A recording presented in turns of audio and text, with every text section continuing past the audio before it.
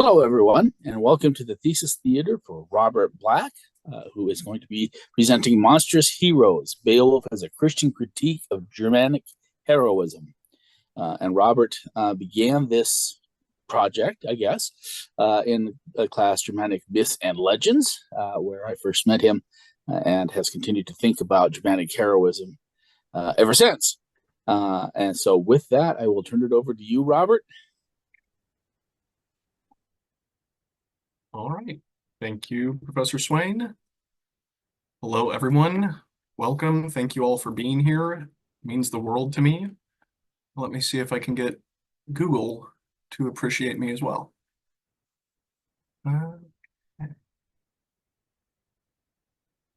Okay. All right. So here we go. You can see with our imposing bear warrior found by the excellent Signum staff. Thank you, Sparrow, to help us start thinking about what makes a hero similar to and different from a monster. So in this project, we'll be comparing these types of characters, heroes and monsters. And I'm going to look particularly at Beowulf and Böðvarr Bjarki and attempt to build on traditional analysis comparisons along the lines of folktale names and literary comparison analyses. So when we're looking at the folktale, we're looking at the two-troll ecotype of the bear's son tale, which we'll talk about more later. Their names, there have been some noted relationships between their names and attributes, and by literary analyses, I mean the thematic similarities that occur between their stories. We'll also be looking at Germanic heroism that I'll seek to define in light of these two characters specifically. And then we're also going to look at Beowulf as a hero, the designation of aglæca in Beowulf and how it's applied to him there.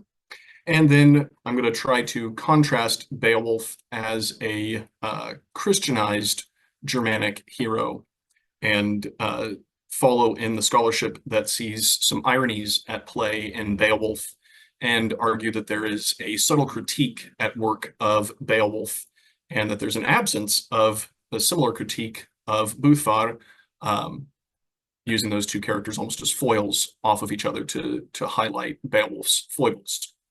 So just a quick refresher, since the last time you've read Beowulf, remember he is the Yetish hero who comes to the hall of the shielding king Hrothgar in what is today Denmark, where Grendel, a death dark shadow, has been wreaking havoc.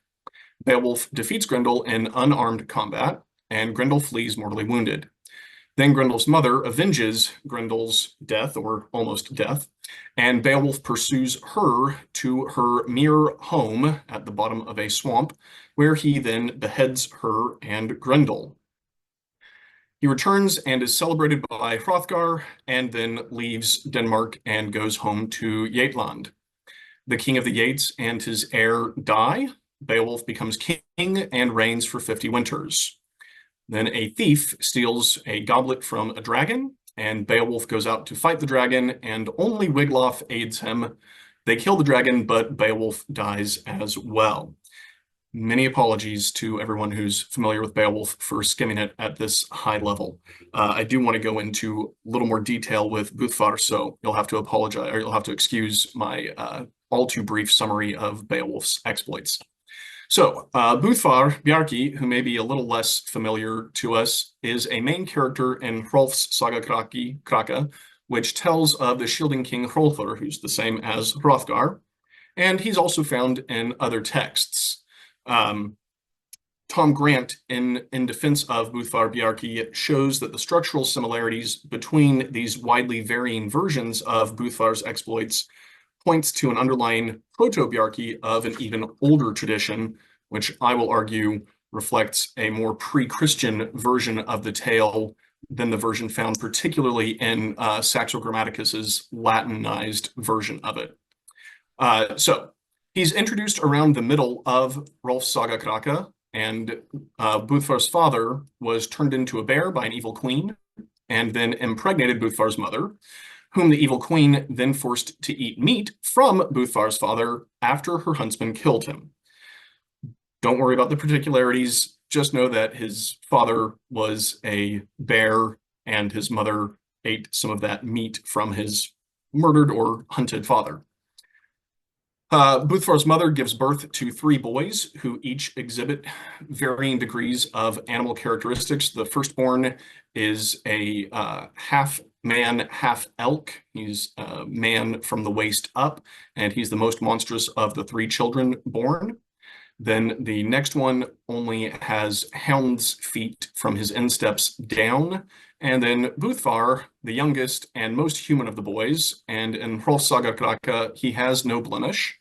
But in Bjarkarimur, one of his toes has a bear's claw. So there is some variation here in how human he is in contradistinction with his brothers. So Böðvarr grows, leaves home, and goes to the court of King Hrolf. He protects a helpless man, Hútur, from the violence inherent in King Hrolf's court champions. And later that autumn, a great winged troll arrives, and Böðvarr learns from Hútur that it comes at Yule and eats King Hrolf's livestock. Böðvarr declares that he and Hútur must kill the winged troll, and Böðvarr proceeds to drag Hútur, screaming and kicking, out at night to fight the winged troll. Böðvarr kills it with 1 blow after he's managed to get his sword out of the scabbard where it was originally stuck for a moment, but then fells it, and then forces Hútur to drink some of the troll's blood.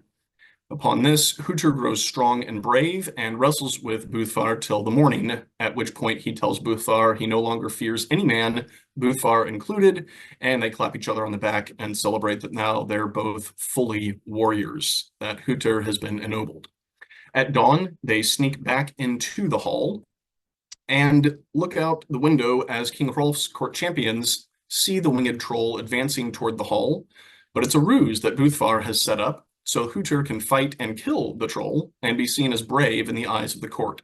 It seems that Böðvarr has kind of propped up the winged troll's corpse so that it looks like it's still menacing, and the warriors are taken in by this when Hútur volunteers to go out and fight it. Their little ruse succeeds, but King Hrolf seems to have seen through it, and he praises Böðvarr for ennobling Hútur, who's now called Hjalti, after the sword from the king that he had borrowed to slay the troll. So shenanigans continue at King Hrolf's court, and Böðvarr and Hjalti's fame increases. But then eventually, Skuld, an evil queen, attacks King Hrolf, and Hjalti is caught with his pants down. And noting Böðvarr's apparent absence in the battle to defend King Hrolf, Hjalti seeks out his friend and finds Böðvarr in the hall in a trance-like state, and Hjalti wakens Böðvarr. Upon this, Böðvarr rebukes him, saying that now the battle will go ill for Hrolf, and indeed it does. It is perhaps the illest for Hrolf. They lose, and Queen Skuld's forces are victorious. So it turns out, during the battle, when Hjalti went looking for Böðvarr, the giant bear that had been fighting beside Hrolf and decimating Queen Skuld's ranks was Böðvarr. Apparently, in the trance-like state, he'd been doing some form of manifesting as a bear. And at this, after Hjalti had wakened Böðvarr from his trance, Böðvarr does go out and fight, but he dies in his human form. And again, Queen Skuld's forces are victorious. So, after another high-level summary again, these 2 heroes have been compared for centuries. They're both foreign heroes at the Danish court. They both have these folktale elements at play. They're both bear-like. One possible explanation of Beowulf's name is that he is the wolf of the bees, that is a bear that steals honey from bees. And Bjarki means little bear. So between Böðvarr Bjarki and Beowulf, there is some apparent similarity between them. And then both of their fighting feats, they both have superhuman strength. And particularly Beowulf is said to have the grip of 30 men in his hands. So with all these similarities, what differences make these 2 distinct? That is, while they're very similar, can their unique attributes reveal anything about the themes of their tales as they follow this apparent bear's son pattern of a folk tale? So, for our view of heroes and monsters, I turn to Richard Carter Fahey's paper, Teaching the Beowulf Monsters, where Fahey writes, monsters as an object of literary study intrigue precisely because of their status as mysterious and other, beyond the limits of human knowledge. This connects monsters with other wonders and portents in the medieval understanding of the concept of monstrum, and with treatments of monsters in the late classical and early medieval tradition, such as the allegorical monsterization of vice and Prudentius's allegorical psychomachia. Fahey develops the argument in his dissertation titled Enigmatic Monstrosities in Beowulf. He develops this claim here specifically about the psychomachia, and I'm going to follow Fahey in a lot of this because I agree that the complex view of heroes and monsters lies at the core of the Beowulf poet's critique of Beowulf's heroics and distinguishes Böðvarr from those critiques aimed at Beowulf. So that a monster or a hero could be a wonder, something amazing beyond credibility, points to a similarity in their apparently opposite natures. So it's that similarity that I seek to investigate. So to define our terms, we'll say that monsters are the non-human harmers of humans. So for Beowulf, this would mean the sea and mere-dwelling beasts that assault Beowulf as he swims, Grendel and his mother, and the dragon. And the monsters in Böðvarr's portion of Hrolf's Saga Kraka would be the winged troll harrying Hrolf's hall and the nefarious army of Queen Scold, who as a human witch straddles this definition of monster. For hero, I will define that as the pro-human, pro-social protagonists whose violence is done on behalf of protecting the perceived interests of their society. So in Beowulf, this is Beowulf and his companions, including Wiglaf at the end. And then in Böðvarr's story, this would include Böðvarr, Hjalti, and Hrolf's other champions who try to defeat Queen Scold and the other forces arrayed against them. So if we're looking specifically at Germanic heroic modes and monstrosities, I want to refine our terms from hero and monster a little bit more, even considering Germanic heroes as subsets of that sort of hero definition, and then investigate what makes a Germanic hero in their own particular idiom. What's the definition or distinguishing feature of a monster, and is there overlap between these two? Now, heroes are ancient, and particularly dragon-slaying heroes are particularly antique. In How to Kill a Dragon, Calvert Watkins uses the formula hero slay serpent throughout many myths, and finds its occurrence in Indo-European poetics.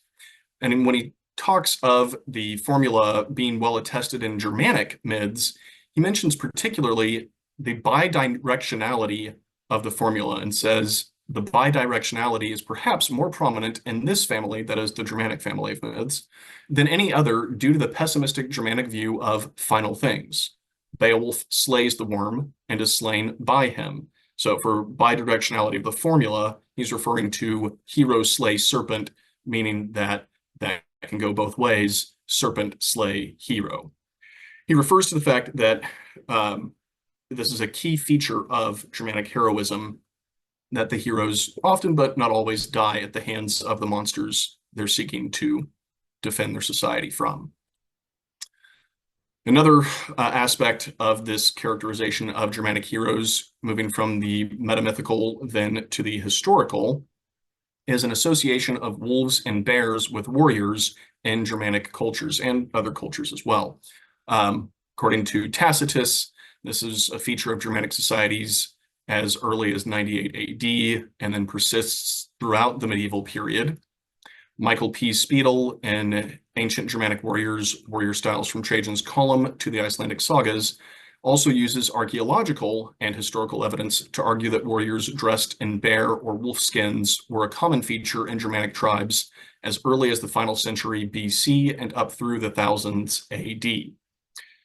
Basing norms of Germanic tribes off Roman depictions is not proof positive of historical realities. With Tacitus or Trajan, there may be some degree of othering of the Germanic tribes in question to suit these Roman authors' purposes and please their audiences.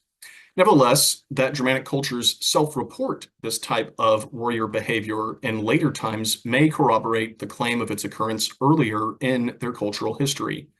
Presumably, then, it would not be a surprise if they told stories of their warrior heroes from this earlier period in their culture, and that then those stories got recorded in the later eras.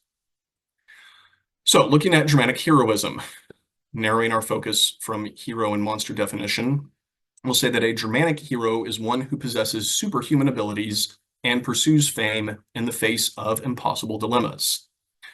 But as the hero undergoes multiple encounters with the monstrous, his own character may shift, becoming less heroic and more monstrous.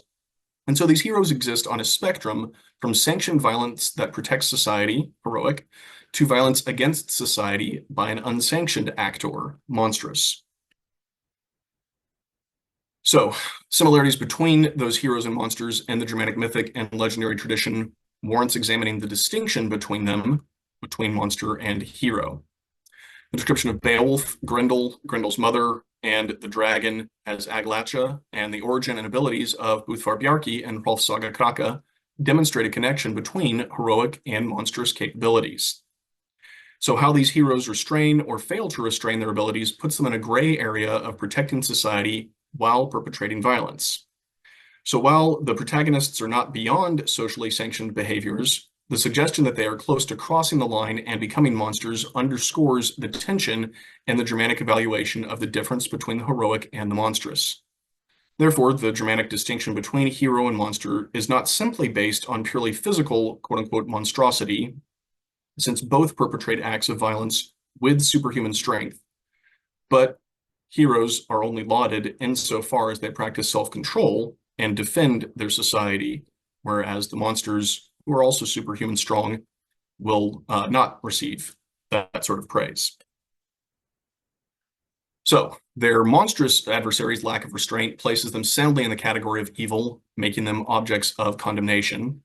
But the impact of interacting with monsters also tends to move Germanic heroes in that direction of monstrosity, I will be arguing. As a case study, Beowulf versus Grendel.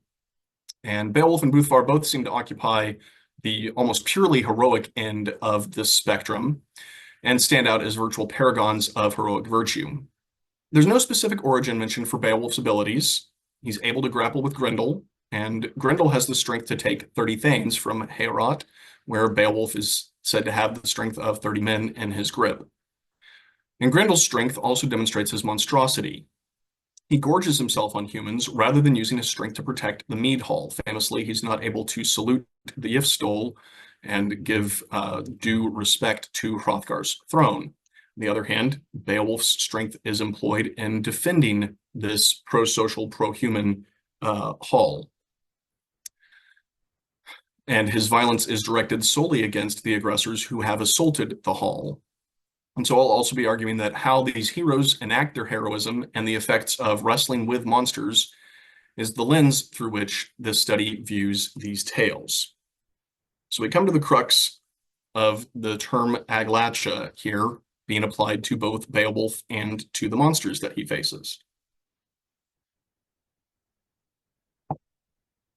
Defining this term had been contentious for many years due to an unwillingness to have the same term applied to both monsters and heroes. Various dictionary definitions range quite narrowly in their range, but they are on the end of negative attributes. You have wretch or monster or miserable being or fierce combatant, an afflictor, an assailant, an adversary, but you also could have something as neutral as one inspiring awe or misery. Famously, this term has been applied to Bede as an aglæca himself, say that he is an awe-inspiring learner or scholar, perhaps. So then we also have the term aglæcwif, which is a feminine form applied to Grendel's mother, and it's similarly defined, in this case, purely negatively in the dictionaries as a female monster, a vile crone, a troublemaker. So the question then becomes, well, without the consensus on this term, where does it stand in relation to a hero having this term applied to him? We'll see. So many have argued that aglæca's application to Beowulf and Sigmund, as well as Grendel, Grendel's mother, and the dragon, hints that the hero may not be so heroic, but also possibly monstrous, or that the term itself need not be taken as necessarily evil per se, but could reflect the extraordinary or even supernatural character of those to whom it refers. And that is where I will be arguing with it. But I also see that there's a little bit of the monstrous at play in Beowulf's progression. So, looking at the context, frequency, and thematic development of aglæca in Beowulf demonstrate that its usage is not simply a conflation of heroic and monstrous traits, but rather is used as a subtle critique of the heroic ethos from a Christian perspective by condemning monstrous behaviors, regardless of their social sanction or lack thereof. Including aglæcwyf, all forms of aglæca occur a total of 20 times across the poem. We'll see the graph on the next page. And more than half are applied to Grendel. As you can see here, out of 20, Grendel receives 11 cases of this. Grendel's mother, of course, has the one unique application of aglæcwyf. And then the next largest column after Grendel's is the dragon, who receives the term 4 times. Then the sea beast that Beowulf fought in his swimming contest with Breca, Sigmund, as he's recounted in the Shop's story of his glory, and the mare beasts each receive this term aglæca once. And then Beowulf and the dragon receive a plural form of aglæca one time as well. So, to clarify a few cases of aglæca that are particularly contentious as to the sense of their usage in the passage, they warrant clarification before we use some more contextualization to examine the connotations of each occurrence of aglæca once we've established the reference for these contentious or confusing cases. So at line 646, there's possible confusion between Beowulf or Grendel here. You can see I've bolded and underlined the term in Old English there, and as well in my translation below. So I'll read the passage quickly and then the translation. Of that samnenga sonu helfdenes sechean wolda avenrasta, wista tham halachian, totham heaxela, hilda yethingyed, sithan hia sunan leocht, yesean meachton, of the nipinda, nicht of reala, shadu helma yeshepu, shrithan quoman, wan undul wolknam. I translate that as, until at last the son of Healfdene desired to seek evening rest. He knew the All-Wielder intended battle to the high hall, as soon as they could perceive the sun's light until night was growing dark over all. Cover of night the creature glided, going dark under the clouds. So referring to Grendel and narrating Hrothgar's knowledge of Grendel's intent is what's happening in this passage. The commentary in the Kleber 4th edition says, Kleber's interpretation is that the king knew that fight had been in Grendel's mind all day long. Grendel had been waiting from morning till night to renew his attacks in the hall. So I take this, agreeing with Kleber, this is not applying to Beowulf looking to cause battle to the high hall. He is not the harm doer here, which is the other term applied to Grendel in this passage. The next contentious one is at line 1512, when Beowulf is swimming down into the mere, the home of Grendel and Grendel's mother. And the question is this instance applying to the mere beasts that attack Beowulf, or is it applying to Beowulf? Se deormoni hildetuxum heresurchan brak echtan aglæchan. I translate that as many a sea beast, by means of battle tusks, the battle sark tore, the all-wielders pursued. So the question here is this form of aglæchan subject, that is nominative plural, applying to the sea beasts, or is it the object form of aglæca, which would be genitive or accusative singular, applying to Beowulf? I here again agree with Kleber and take this aglæchan to be in nominative plural, as it was at 556 with the sea beasts and Beowulf's recounting of his swimming match with Breca. So I think this will clarify those possibly confusing cases. Now, on to some contextual connotations of aglæca. How do we see this term used throughout the poem, looking at specific cases after we've seen the graph of its use across the poem? So at line 425, it's used appositionally of Grendel, and I believe it has a negative connotation there because the next line refers to Grendel as a thyrsa, or demon. Then at line 1259, when we have the occurrence of aglæcwif for Grendel's mother, I think this is neutral because at line 1256, she'd been described as Rechend, an avenger, and then in the second half of 1259, she is Ormtha Yemunda, which is mindful of her misery. Now, avenger could have a negative connotation to our modern ears, but in the honor-shame society that saw paying weirgild or taking vengeance as both viable options for the family of a murdered kinsman, Grendel's mother cannot be condemned for exacting her revenge and taking a life for a life. So the term here is neutral. And then at 1269, just a few lines later, it's also used to name Grendel. Here, I think this is negative because across the previous three lines, he's numbered with the demons sent by fate, and that's due to Cain's doom, and he's called a hateful, savage foe as well. So I think in that context, aglæca has a negative sense. Some more negative descriptions of Grendel here in the adjoining lines, or at most just a couple lines apart from when the term aglæca appears. We get several negative descriptions. After aglæca, he's called a dark death shadow at 160. At 434, it's in relation to his wildness. At 591, aglæca is connected to Grendel's terrible acts. At 647, it's his battle bethought, or his battle mindset. Then at 730, it's when he's contemplating the slaughter and consuming Danes. And then at 739, he does not give any thought to delaying his violence after, as he's called aglæca. And then at 1000, after aglæca has been applied to him, it said that he is the one who's outlawed by his crimes at line 1001. So I think all of these instances here are clearly negative. So counting the one on the previous slide and these instances, you can see we come up with 7 instances that are purely negative for Grendel in the application of aglæca. I'm sorry, 8 instances total, including this slide and the previous one, out of those 11 that are applied to Grendel. Then there are some neutral corporeal connections to Grendel.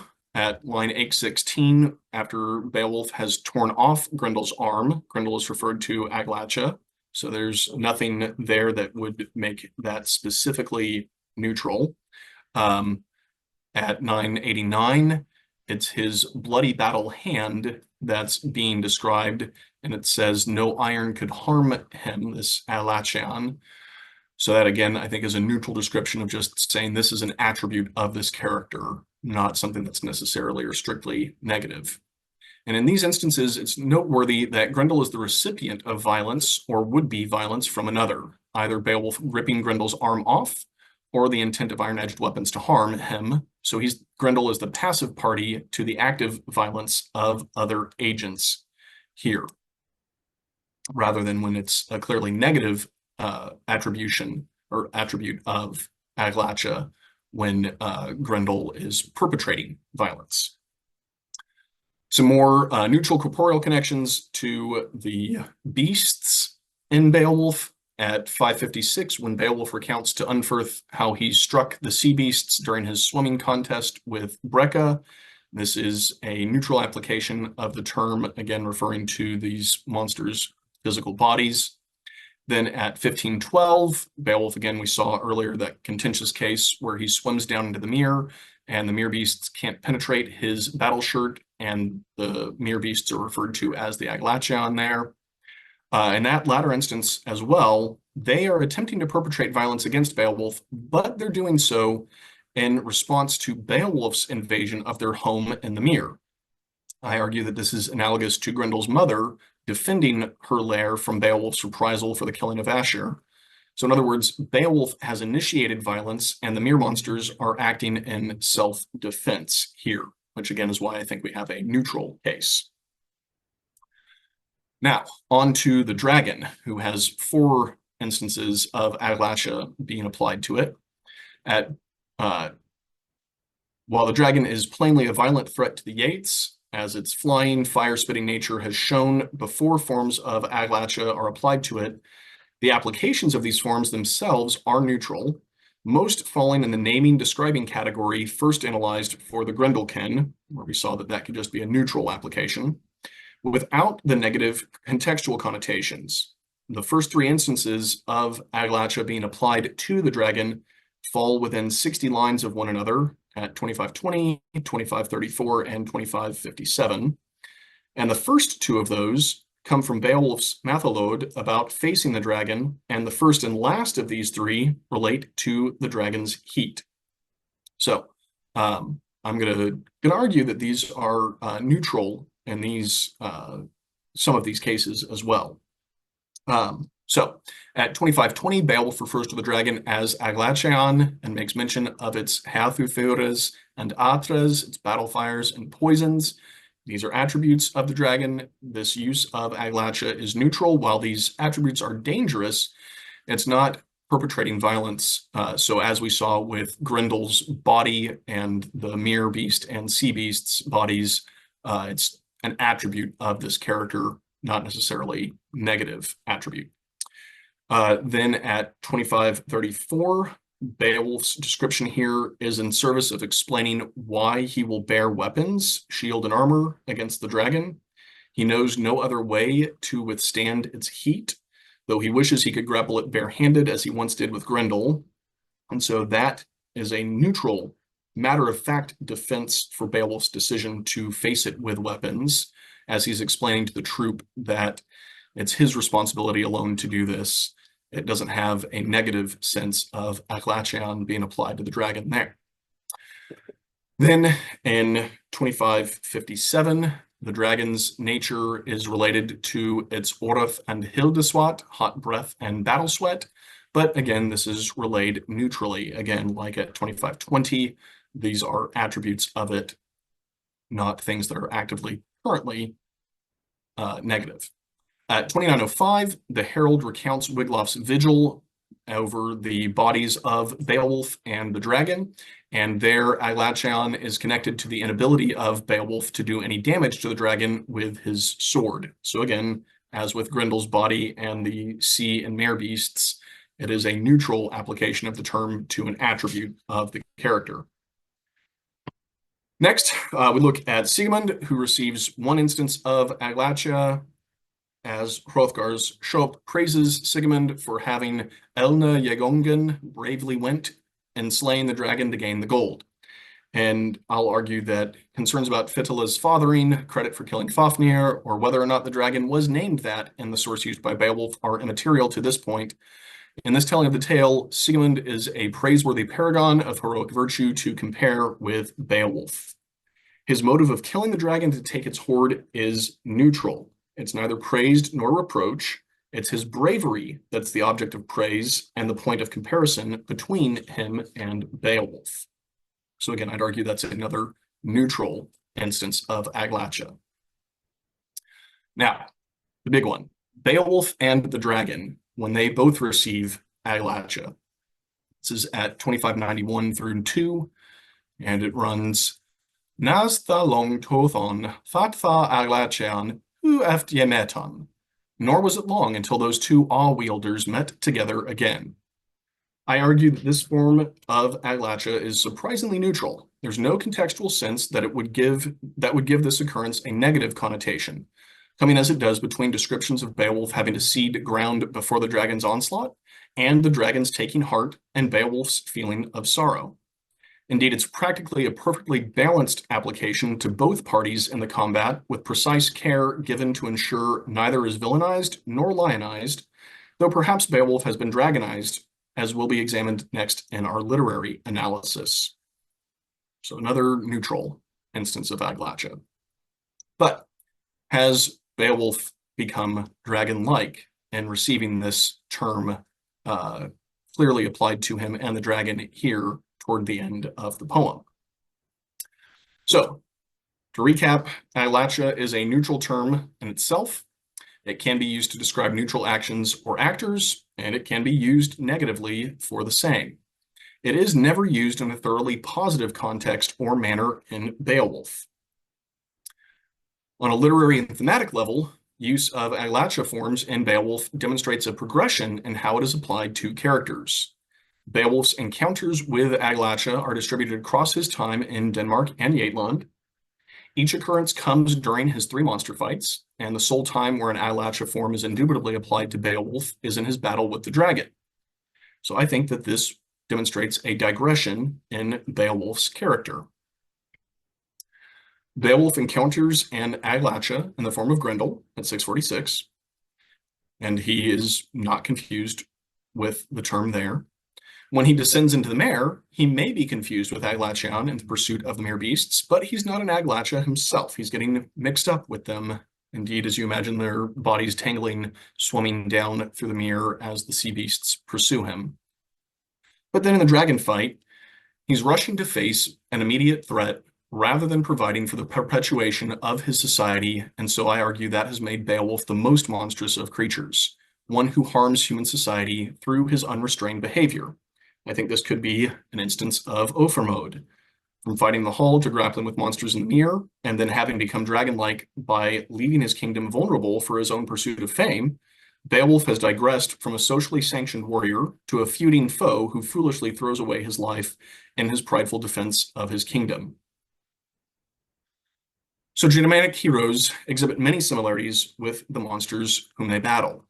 If they act for their own name without regard for society's good, or seek fame to such a reckless degree that they do not heed justified warnings, they become indistinguishable from the monsters they seek to slay, in the Christian eye.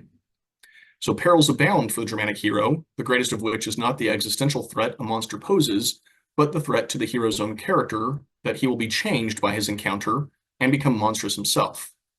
Thus, these characters simultaneously reflect and reinforce the values of the culture they come from, warning not merely against the monster in the mere, but the monstrous within the hero.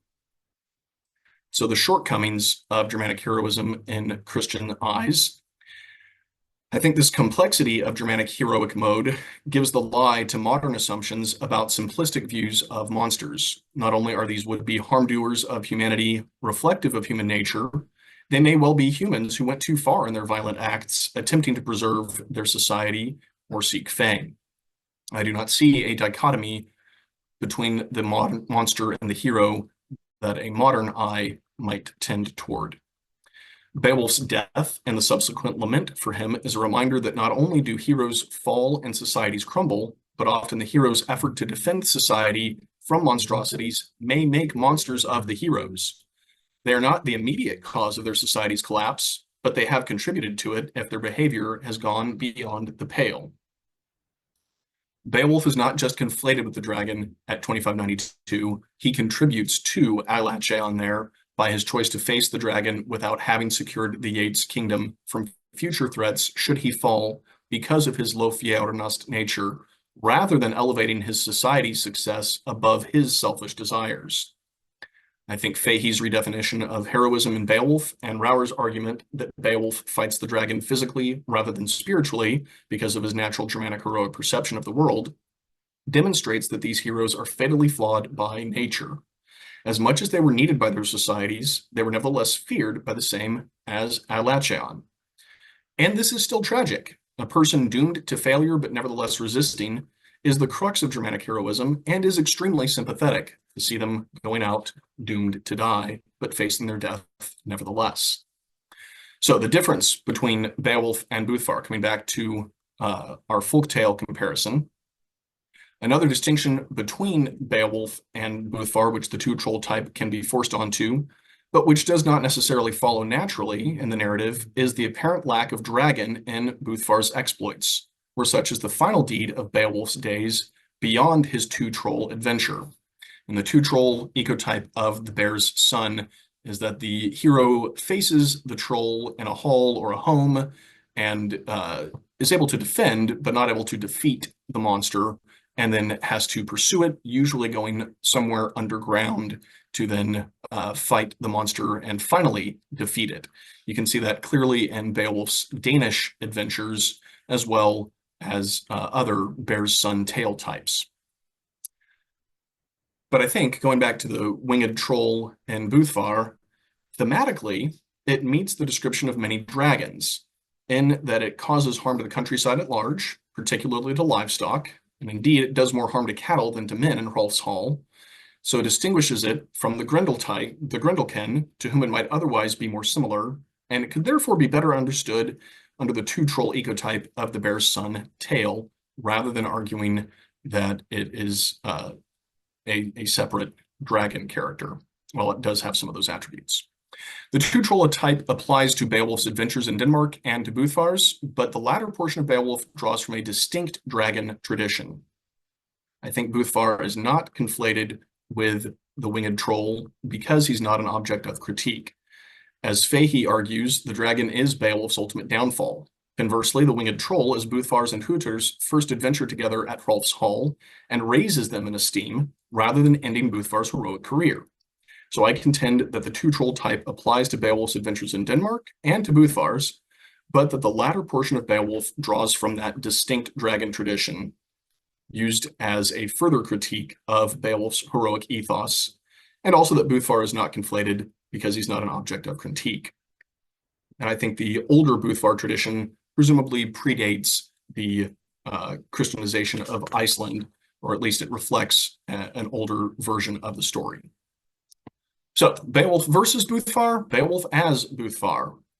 Both Beowulf and Hrolf's aglæca position their heroes in an imagined past, not merely for the historicizing, fictionalizing function folk sees in history and medieval Scandinavian heroic literature and the Northwest European context, but in order to foreshadow that the hero of the narrative about to be recounted will also end up like those ancestors of his, dead.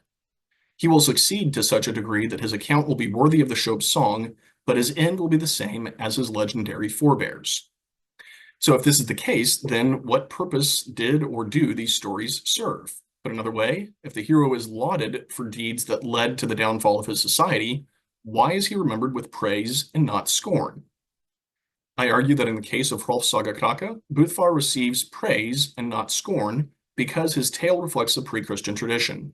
In Beowulf, the pre-Christian elements have been woven together with a critical thread, so that its hero receives scorn, if it is nonetheless a condescending rather than an indignant scorn.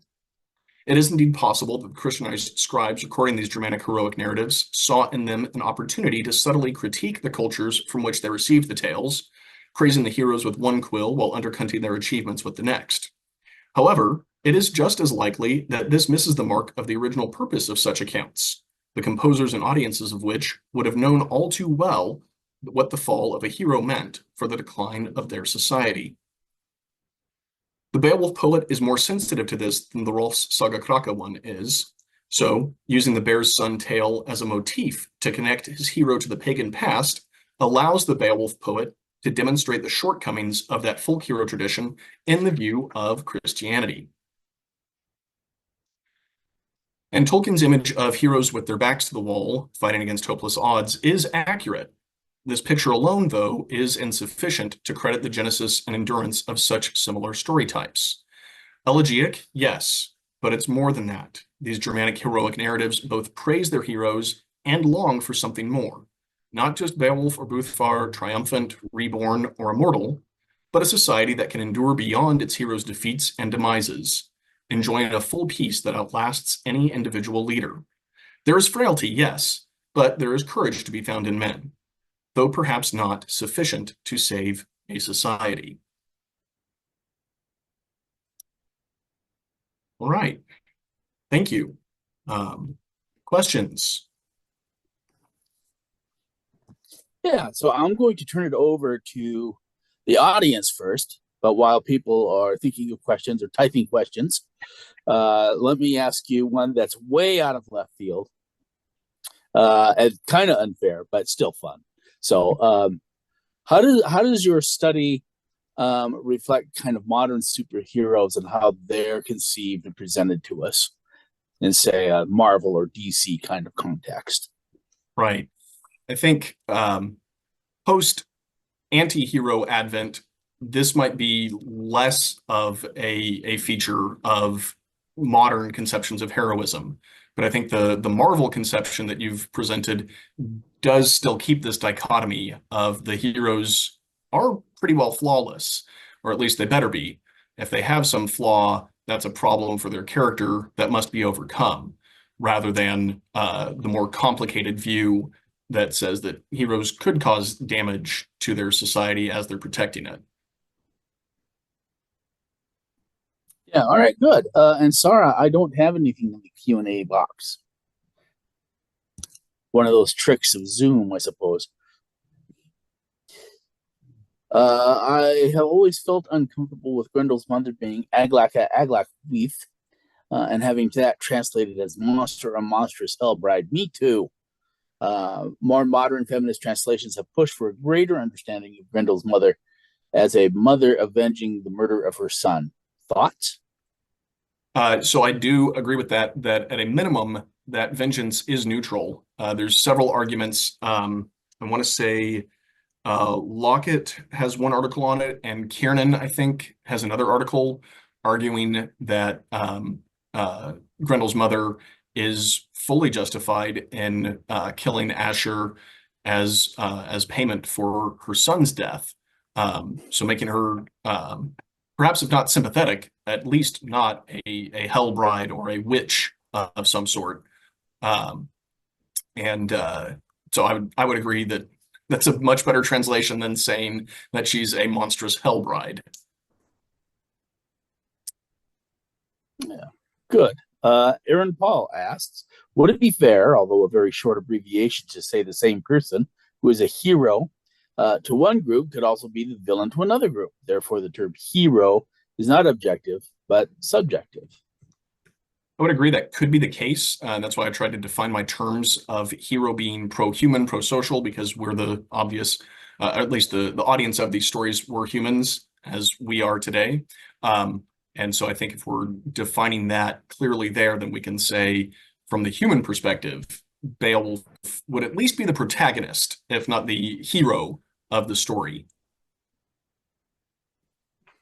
Yeah, all right. And Stephen asks, any indication of aglæca as regional slang? So it occurs in Old English. I have not been able to find convincing arguments for any analogues in Old Norse. There's even some attempts to connect it to Old Irish, but it does seem to be an Old English specific term. And poetic at that, right? Doesn't occur in prose. Right. I believe I came across one or two instances in prose. I think the application to bead, I think in, I forget the name of the piece, but when it's applied to bead, I believe it is in prose. Right. Another one there too. Birknoth's yes. text. Yeah. I'd forgotten about that one. Yeah. Let's see. I've got to get my screen to that, and that went too far. Okay, the question about the MCU would seem to apply to Tony Stark / Iron Man, the Age of Ultron movie, and that his motives for improving society lead to the creation of Ultron, a force which would destroy that society. So Iron Man is monstrous in his heroism and creates a monster which threatens that which he would protect. I would agree, yes. Not just because I prefer Captain America, but I would agree that Iron Man is monstrous in that attempt. And again, that is a hero genuinely attempting to protect society, like we saw with Beowulf, but failing to see the full implications of his choices and actions. Yeah. Does this change in heroes to become more monstrous as they fight against monsters match up with modern idea of the hero living long enough to become the villain? You noted my slide titles on a couple of those. I think it does. I think perhaps we're drawing an older tradition there when we say that we see the hero meet his downfall, not in his death, but in his becoming monstrous. Yeah, Andrew says, I have an etymological question for mere home / mere beast. Is mere connected to mire? Um, I'm pulling a blank on mere etymology. I'm looking it up. I think that could stand. I think that could. Um, Mere is a term for a small body of water. Could be related to the mire that comes from that body of water mixed with mud. While you're looking that up, I am going to flash up my works cited pages here. I should say that there are a couple of great artists that I got to use their work for this piece. There's one from Deviant Art, Mr. Kahn, whose piece is Sparrow Found for the titles. And then I got to use the electronic Beowulf, found a page from that with an instance of aglæca to have on the slides. And then the pencil drawings and other artworks, non-digital works from Theodor Kittelsen, a Norwegian artist from the last century who had some wonderful pieces that really show this possible confusion between monster and hero. Okay, so the quick short answer seems to be no, not directly anyway. So mere is related to morass, which is interesting, but mire and moss, and they come from different Proto-Germanic roots. Oh, did I skip a question from Carolyn? Let me see if I can find that again. Zoom and my computer are not interacting well. Now I'm way too far.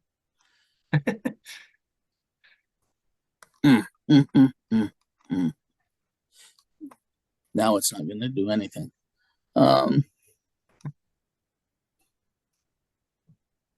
Regional slang, we got that one. Oh, yeah, this is a really good question from Carolyn. Thank you for pointing out that I'd missed that one. Carolyn wonders if you saw any parallels with the monster and the monstrous with Queen Modthrith versus Hygd. Hygd I know, Modthrith I don't know. Okay, yeah. So in that, there's a section there where, well, it's even debated. Whether or not Modthrith really exists, but there's a section of the manuscript that has been interpreted as the difficult woman that is tamed by marrying King Offa. Okay. Her name is Modthrith, and then later interpreter said, well, maybe it's just Thrith, and still to other commentators who said, no, there's no name there at all that we don't need to worry about. Yeah. So yeah. I think the whole Modthrith thing is a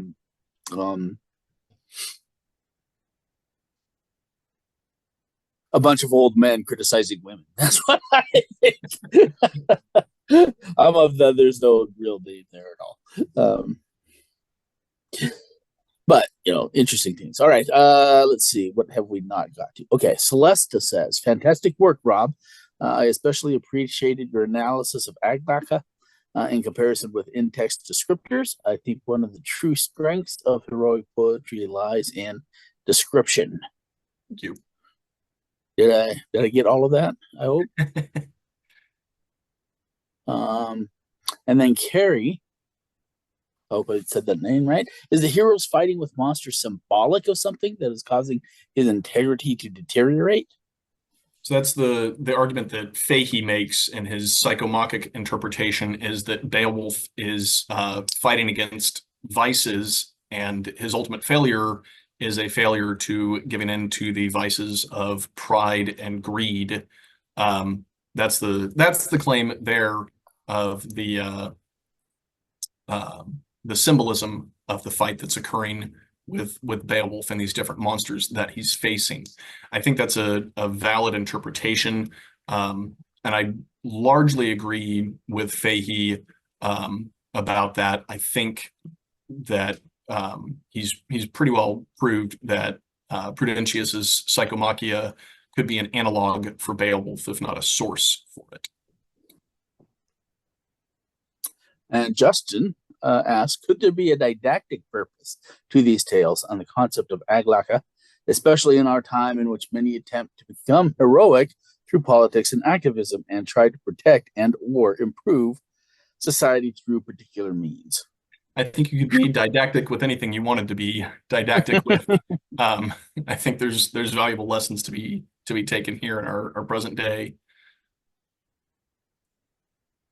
All right. Any other questions from our audience? Hint, Chris Vaccaro and Sarah and others. Oh, I'm seeing something pinging over here in the Q&A thread, not the questions or the chat.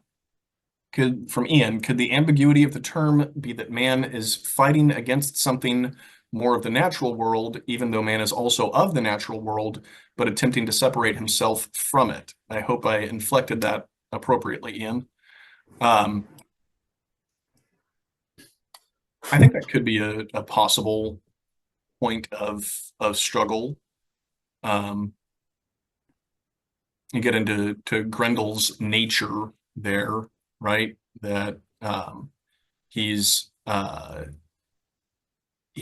descendant of Cain, so he's got some kind of human connection at some level, as monstrous and hellish and demonic as he is.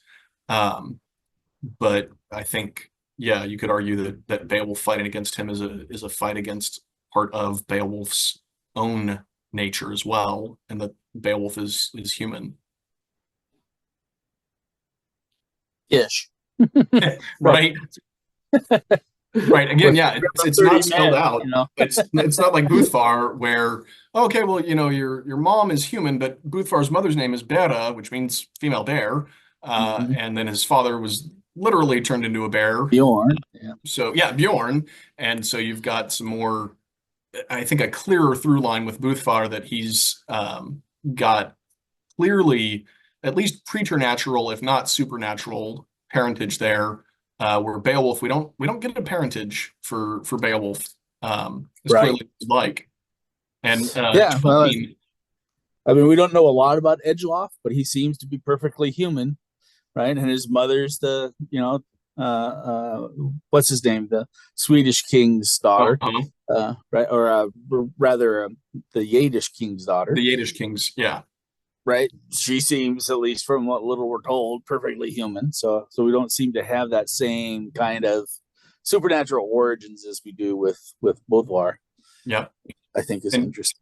And with that bear's son tail type, Tolkien really explored that in his Selich spell, which is Tolkien recreating the bear's son tail that he argued could lie at the origin of the further stories, kind of an text that he's created, and in that he demonstrates you probably have something very clearly, oh, this is some sort of supernatural parentage for this hero. Right. And Carolyn suggests J.J. Cohen's monster theory essay to check that out if we haven't already. I will have to find that. I want to get good use of it. Remind me of you got a PDF of it somewhere. Okay. You can send to. All right. Any last comments from our audience? Not seeing anything typing, just lots of great jobs and congratulations. Oh, Nathan, do you think that the final monster that kills both heroes plays a significant role in their falls? One is killed by a dragon and another by a witch queen. Does that matter, or is it just the monstrous aspect of their killer / final enemy? I think you could look into that some more. I think Queen Skuld is particularly interesting because of her character as being a human witch who's clearly aligned with evil forces. And so does she fall under the purely monstrous category? Kind of like we were talking about with Ian's question about the struggle of Beowulf against the natural. Or is she also still somewhat human and therefore not purely monstrous, even if she's clearly not heroic. So I think looking at scold could warrant some more interpretation there. Fahey argues about the nature of the dragon, that it is a metaphorical stand-in for the vice of greed, and so Beowulf fighting that particularly then shows him falling to greed, is his argument there. So that could, it has implications for how you read why Beowulf fell. All right. And with that, I will say congratulations, sir. And thank you for working with me and all your hard work. Thank you. I would be remiss. I did have thank yous if I can take another minute. Please. Thank you, Professor Swain, for supervising the thesis. You've been a truly invaluable resource and a great source of critique and prompting me to explore more material and think and argue clearly, as well as providing copious resources to have access to things that I need to find and read more of. And thank you to Professor Peterson. I know he's traveling and can't be with us today, for being my second reader and giving the feedback on the drafts and helping me at the inception of this journey in Germanic myths and legends. And then thank you to my wife and children, to my philology fam, and my friends and family who've supported me throughout all of this. And lastly, to the, not leastly, but to the librarians who have done so much help for finding PDFs through Signum, or through my local librarians who helped with a lot of interlibrary loans. Could not have done this project without all of y'all. Excellent. Well, one last final round of applause. And that concludes our day.